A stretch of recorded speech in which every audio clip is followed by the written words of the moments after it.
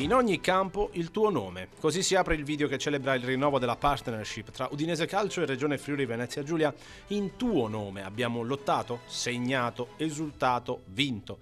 Questi i messaggi della squadra bianconera che esporterà almeno fino al 2029 il nome della regione e il brand Io sono Friuli Venezia Giulia in Italia e all'estero. È con grande soddisfazione di tutti perché veramente il lavoro che abbiamo fatto fin qui è stato un lavoro importante, sinergico, che ha dato grande soddisfazione anche perché poi abbiamo fatto degli eventi concreti e i numeri che rappresentano un po' questa collaborazione sono dei numeri veri e che danno appunto la conferma di un ritorno anche dell'investimento da parte della regione veramente di alto livello. L'Udinese è qui da 130 anni. E la famiglia Pozzi è qui da 40 anni e quindi credo che l'Udinese sia una pietra sicura dove potersi appoggiare.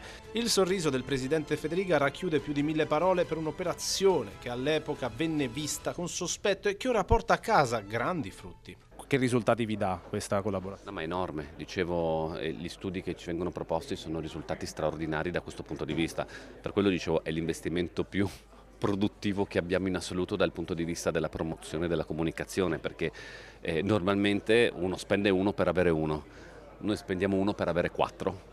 Voi capite che cambia totalmente la validità dell'investimento stesso, proprio dal punto di vista esclusivamente commerciale. A questo si abbinano tutte quelle messaggi comunicativi importanti che riusciamo a dare attraverso l'Udinese. Sinergia sempre più stretta nell'esaltazione di questa unione di intenti tra accordi economici, vero, ma anche iniziative ed eventi per tutta la comunità del Friuli Venezia Giulia, perché lo sport serve soprattutto a formare i cittadini del futuro. È il modello che stiamo presentando ai nostri giovani, che è un modello dove si raggiunge tutto facilmente, dove imprevisti non ce ne sono e dove magari se uno riesce a fare il real d'effetto può guadagnare milioni senza fare fatica. Questa non è la vita.